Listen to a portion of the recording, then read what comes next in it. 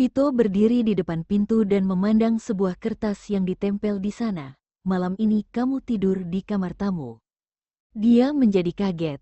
Dia berbuat salah apa, sampai memintanya untuk tidur di kamar tamu. Vito memikirkan semua kejadian hari ini dengan lama. Tapi dia tetap tidak tahu apa yang dia telah lakukan sampai membuat istri kesayangannya marah. Dia mengetuk pintu dan berkata, "Sayang, buka pintunya dong." Albert sedang bersandar di tempat tidur dan melihat postingan yang berhubungan dengan pernikahan mereka beberapa hari yang lalu.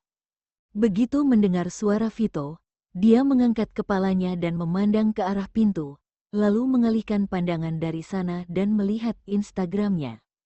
"Buka pintu apaan? Apa kamu tidak melihat kertas di pintu? Malam ini kamu tidur di kamar tamu," katanya kepada pria yang berada di luar kamar. Siapa suruh dia begitu liar semalam? Albert sama sekali tidak mau jika dirinya tidak bisa bangun pada esok hari setelah malam ini. "Kenapa, sayang? Setidaknya kamu harus memberiku alasan kenapa harus tidur di kamar tamu dong?" Suara Vito terdengar menyedihkan. Di dalam kamar, suasana menjadi sunyi sejenak. Lalu terdengar suara Albert yang berteriak, "Aku takut kamu melakukan sesuatu padaku ketika aku sedang tidur." Vito tiba-tiba tidak bisa berkata-kata. Tadi malam dia benar-benar tidak bisa menahan dirinya, makanya dia terus melakukannya setelah Albert tidur. Ketika dia melihat istrinya sedang tidur di bawahnya semalam, dan dia sendiri sedang berolahraga di atasnya, yang ingin dia lakukan saat itu adalah membangunkannya. Vito tidak menyangka bahwa Albert terus mengingat hal ini. "Sayang, aku tidak berani melakukannya lagi malam ini." Dia berjanji dengan sungguh-sungguh di luar pintu. "Sudah lama aku tidak tidur sendirian, jadi malam ini kamu tidur saja di kamar tamu," kata Albert. "Kalau begitu aku janji tidak akan melakukan apapun malam ini. Aku hanya akan berbaring di sebelahmu dengan tenang."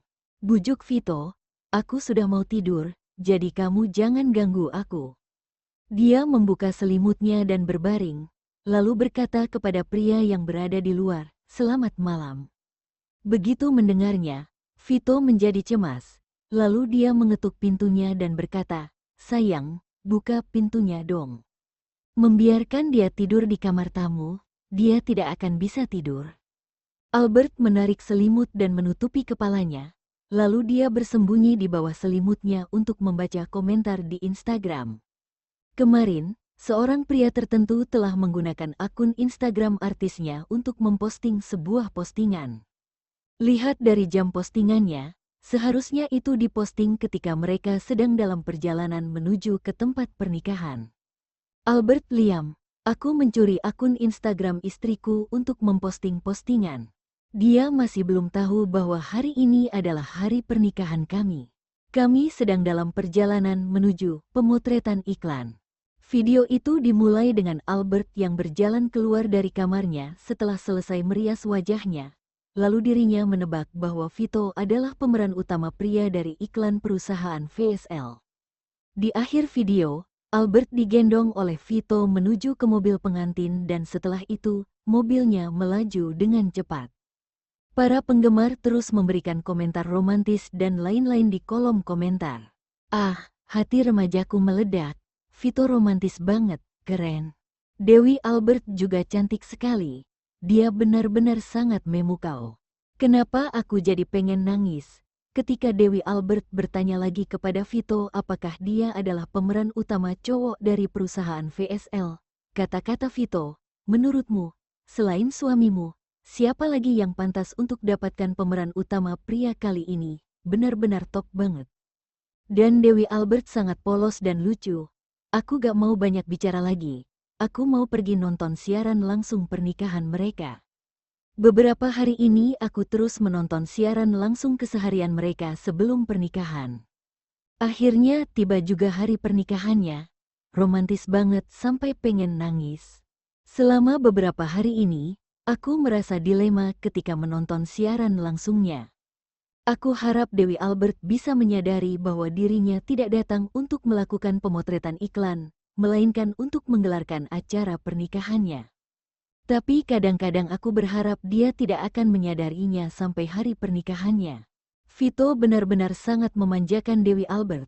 Aku bisa merasakan bahwa Vito ingin memberikan semua hal baik di dunia ini kepada Dewi Albert. Aku berharap couple bucin bakal awet selamanya. Setelah Albert selesai membaca komentar paling populer, dia juga membaca komentar lain yang berisi berkat dari para penggemarnya. Ada beberapa penggemar yang juga memposting gambar di kolom komentar, supaya dia menyadari detail-detail kecil yang telah pria itu lakukan. Detail yang tidak dia sadari tapi ditemukan oleh mata tajam penggemarnya. Dia merasa sangat terharu. Lalu dia membaca komentar di akun Instagram Vito. Komentarnya tidak jauh berbeda dengan komentar di akunnya. Penggemar yang dari dulu selalu memberikan komentar di akun Instagramnya juga telah memberkati mereka dengan tulus. Mendengar pria di luar kamar masih terus mengetuk pintunya, Albert menghela napas, lalu turun dari tempat tidurnya untuk membukakan pintu. "Sayang," teriak Vito dengan gembira.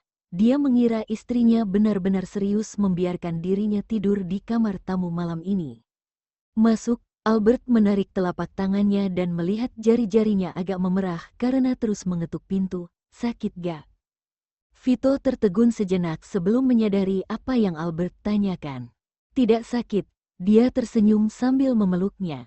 Bagaimanapun juga, Albert tetap merasa kasihan dan tidak rela untuk bersikap jahat kepadanya.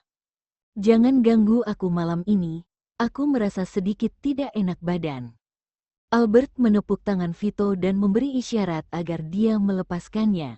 Vito merasa bersalah dan mengetahui bahwa dia terlalu menginginkannya tadi malam. "Oke. Aku hanya akan memelukmu dan tidak akan melakukan apapun. Kalau kamu berani main-main, kamu akan tidur di kamar tamu selama 1 bulan." Kata Albert dengan serius. "Oke, aku tidak akan main-main." Vito tahu bahwa istrinya sedang serius. Jadi dia hanya mencium wajahnya saja. Dia mengunci kamar, lalu mengendong istrinya menuju tempat tidur. Dia membaringkannya dengan lembut di tempat tidur, dan tersenyum kecil ketika melihat istrinya membalikkan badan dengan terlatih. Lalu Vito berbaring di sebelah Albert dan memeluknya, dan mematikan lampu. "Tidurlah, selamat malam, dan aku cinta padamu." Albert berada dalam pelukan Vito dan mengatakan, "Aku cinta padamu," dengan pelan. Tapi Vito tetap mendengarnya. "Apa yang baru saja kamu katakan?" Tanyanya sedikit tidak percaya. "Aku bilang selamat malam." "Kenapa?" Albert bertanya balik dan pura-pura bingung. "Coba katakan sekali lagi kata-kata setelah selamat malam." Dalam kegelapan, Vito memegang wajah Albert yang agak panas dengan kedua tangannya. Pria itu hanya bisa melihat wajah istrinya saja dan tidak bisa melihat ekspresinya dengan jelas saat ini. "Selamat malam," dan Albert mengedip matanya. Meskipun dia hanya samar-sama melihat garis wajah Vito dalam kegelapan dan tidak bisa melihat ekspresinya, tapi dia bisa merasakan kegembiraannya dan harapannya saat ini. "Dan apa?" desak Vito. "Selamat malam dan apa? Aku hanya berkata selamat malam saja loh." Albert menahan senyum dan menggodanya. "Aku telah mendengarnya. Selamat malam dan aku ingin mendengarnya. Katakan sekali lagi." Vito mencium bibirnya. "Karena kamu telah mendengarnya, jadi aku tidak akan mengatakannya lagi." Albert mencolek dada Vito yang keras dan terus menggodanya. Katakan sekali lagi. Aku ingin mendengarnya." Vito terus membujuknya. Istrinya bukanlah tipe orang yang suka menyatakan perasaan suka dan cintanya. Jadi setiap kali Albert mengatakan bahwa dia menyukainya dan mencintainya, Vito selalu merasa itu sangatlah berharga. Albert menundukkan kepalanya. Tadi dia tidak bisa menahan diri untuk mengatakannya, dan sekarang dia merasa agak malu untuk mengatakannya. Dia menggigit bibirnya dan terdiam sejenak. Lalu dia berkata dengan pelan, "Aku cinta padamu, Vito. Terima kasih karena telah memberiku kejutan pernikahan yang romantis dan tak terlupakan ini. Terima kasih karena telah memanjakanku dan mencintaiku." Setelah selesai bicara, dia melingkarkan kedua tangannya di leher Vito dan mencium bibirnya. Setelah mendengar perkataan Albert, lalu ditambah dengan dia yang berinisiatif menciumnya, Vito menjadi sangat senang dan memeluknya lebih erat. Albert menciumnya hingga dia kebingungan, lalu Vito membalikkan badannya dan menahan Albert di bawah tubuhnya. Tapi dia berhenti di saat yang penting dan menahan dirinya untuk tidak melakukannya. Vito sama sekali tidak ingin tidur di kamar tamu selama sebulan. Albert dapat merasakan bahwa tubuh Vito sudah berada dalam keadaan siap menyerang dan melihat dia yang sedang menahan diri, sehingga dia tidak bisa menahan dirinya untuk berbaring di atasnya dan tertawa. "Kamu yang memulainya duluan, tidak masalah kalau kamu tidak bantu aku menyelesaikannya, tapi kamu malah berani ketawa." Vito membalikkan badannya, lalu menahan Albert dan memandang wajahnya yang memerah. "Kalau begitu aku tidak akan tertawa lagi." Albert menutup mulutnya dengan kedua tangannya. Nada suaranya bergetar karena dia tidak bisa menyembunyikan tawanya.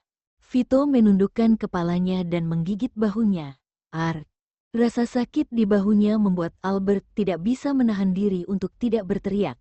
Lalu dia berkata dengan marah, "Kamu menggigitku. Kamu ini anjing ya, Vito, kamu salah. Anjing tidak akan menggigit orang yang dia kenal, terutama pasangannya. Kecuali kalau dia sudah gila." Dia memperbaiki kata-kata Albert dan berbisik di telinganya, "Kamu bisa menyebutku serigala. Seekor serigala yang sangat lapar, serigala kelaparan yang melihat orang dan langsung ingin memakannya." Telinga Albert memerah begitu mengerti maksud dari perkataan Vito, lalu dia menundukkan kepalanya dan tidak berani menatapnya. Tapi sekarang dia tidak memiliki stamina untuk membantunya memadamkan api. Jadi dia mendorong dadanya, "Baringlah dengan baik. Aku sudah mau tidur." "Yah," Vito mengeluh, lalu membenamkan wajahnya di leher Albert dan memeluknya dengan erat. Dia ingin sekali menggosok istrinya ke dalam tubuhnya. Beberapa saat kemudian, dia baru melepaskannya dan berbaring setelah api di dalam tubuhnya mereda. "Ayo kita jalan-jalan besok," kata Albert kepadanya. Vito memberitahunya untuk menganggap ini sebagai bulan madu mereka sebelum pulang, jadi mereka tidak bisa terus-menerus tinggal di villa juga. Meskipun Albert merasa tidak masalah untuk terus berada di villa selama bersama Vito, tapi dia tetap berpikir bahwa akan lebih baik jika mereka pergi berkeliling. Oke, Vito tidak berpikir panjang dan langsung menyetujuinya. Selama mereka bisa bersama, dia akan menemani Albert kemanapun dia ingin pergi. "Mari kita kunjungi Dea, ayah dan ibu," Albert meneruskan. "Oke, aku ikutin kamu saja," jawab Vito. Hari kedua, kapel bucin langsung menuju ke kota kecil. Anggota keluarga Okto terkejut ketika melihat kedatangan mereka. Karena sebelumnya, Vito telah memberitahu mereka bahwa setelah pernikahan, dia akan menghabiskan waktu sekitar 2 mingguan untuk berbulan madu dengan Albert dan membiarkan mereka menjaga Dea. Oleh karena itu, anggota keluarga Okto membujuk Dea untuk tidak memikirkan orang tuanya agar dia tidak pergi mengganggu mereka. Dea dan Clayton sedang memancing di sebuah sungai kecil. Begitu mendengar orang tuanya telah datang, Dea langsung melempar alat pancingnya dan berlari ke kediaman mereka. Clayton khawatir adiknya akan tersesat, jadi dia juga melempar alat pancingnya dan mengejarnya. Begitu Dea melihat ibunya, dia langsung bertanya, "Mama, Mama, nenek bilang jika Dea patuh, Mama akan memberi Dea seorang adik perempuan. Apakah itu benar? Tapi Dea suka adik laki-laki. Dea mau 2 adik laki-laki." "Adik laki-laki seperti Kak Clayton, boleh gak?" Albert tidak bisa berkata-kata. Dalam hatinya, "Anakku, permintaanmu ini kelewat tinggi dan sangat berlebihan loh." Vito segera mengalihkan perhatian putrinya. "Hari ini Dea yang cantik ada mikirin Dedi gak?" "Ada kok, tapi jelas-jelas perhatian Dea tidak begitu mudah untuk dialihkan." "Dedi, kamu suka adik laki-laki atau perempuan?" "Dea suka adik laki-laki. Dedi paling menyukai Dea," jawab Vito. "Dea juga paling suka Dedi." "Dedi, Mama kapan akan melahirkan 2 adik laki-laki untuk Dea?" Dea terus bertanya. Vito tidak menjawab dan berpikir mereka hanya tidak bertemu selama 1 hari saja. Jadi apa yang telah ibunya katakan kepada putrinya? Meskipun kesehatan Albert sudah membaik dan dia tidak perlu minum obat lagi sekarang. Albert pernah mengatakan bahwa dia menyukai anak-anak. Tapi mereka baru saja menikah kemarin. Lalu hari ini dia mendengar kata-kata Dea bahwa ibunya memberitahunya bahwa Albert akan memberinya adik perempuan selama dia patuh. Ini membuat Vito merasa bahwa dia seolah-olah didesak untuk memiliki anak. Dia merasa sedikit tidak nyaman setelah mendengarnya. Pria itu tidak ingin Albert berpikir bahwa dia menikahinya untuk melahirkan anak. Kamu jangan masukin perkataan Dea ke dalam hati ya. Ibu mungkin mengatakannya untuk membujuk Dea. Nanti aku akan bicara dengan ibu dan memintanya untuk jangan bicara hal seperti ini di depan Dea. Bisik Vito di telinga Albert. Tidak apa-apa. Albert tersenyum kecil dan malah tidak terlalu memedulikan apa yang telah ibu mertuanya katakan kepada Dea. Setelah berinteraksi selama lebih dari setengah tahun, tentu saja dia bisa melihat bahwa ibu mertuanya bukan tipe orang yang selalu mendesak menantunya untuk memiliki anak. Akhirnya Vito berhasil mengalihkan perhatian Dea tentang adik laki-laki setelah menghabiskan banyak pikiran. Setelah makan siang, dia berbicara dengan ibunya dan meminta ibunya untuk tidak mengatakan hal tentang adik laki-laki dan perempuan di hadapan Dea lagi. Kalenia menjelaskan bahwa dia hanya mengatakan ini untuk membujuk Dea saja. Dia tidak menyangka Dea benar-benar mengingatnya. Setelah itu, dia juga mencari Albert dan memberi penjelasan kepadanya. Begitu melihat Albert yang sama sekali tidak kelihatan marah, akhirnya Kalenia menarik napas lega. Kota kecil itu tidak besar, tapi udaranya sangat bersih dan segar. Pemandangannya juga sangat indah dan membuat setiap orang ingin berlama-lama di sana. Kapel bucin bermain di kota kecil seharian penuh. Albert telah mengambil banyak gambar pemandangan dan mereka juga makan malam sebelum kembali ke villa di kota.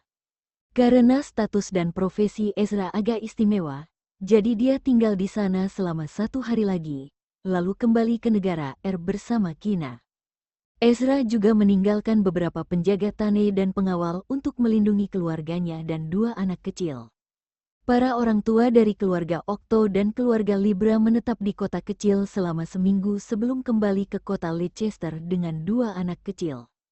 Kapel bucin akan pergi berbulan madu selama setengah bulan. Vito membawa Albert mengelilingi sebagian besar Prancis dan mengambil gambar pemandangan dan bangunan setempat setiap beberapa saat. Mereka juga bertemu atau makan bersama dengan penggemar mereka yang sedang liburan ataupun kuliah di berbagai kota di Perancis. Ketika pasangan suami istri itu memposting foto mereka, para penggemarnya terus memberi komentar di akun Instagramnya dan meminta untuk bertemu dengan mereka ataupun menanyakan lokasi mereka. Para penggemar yang telah bertemu dengan mereka juga memberi komentar di akun Instagram Kapel Bucin lalu menceritakan pertemuannya dengan mereka dan membuat penggemar lainnya merasa iri. Waktu setengah bulan telah tiba. Vito dan Albert berangkat untuk kembali ke kota Leicester. Mereka sama sekali tidak memberitahu penggemar tentang kepulangan mereka jadi mereka tidak mengambil jalur prioritas. Keduanya mengenakan kacamata hitam dan masker, lalu berjalan keluar dari bandara. Mereka tidak menyangka akan mendengar teriakan dari para penggemar. Dewa Vito, Dewi Albert, sini, sini. Melalui kacamata hitamnya, Albert memandang penggemarnya dan menjadi sedikit terpana.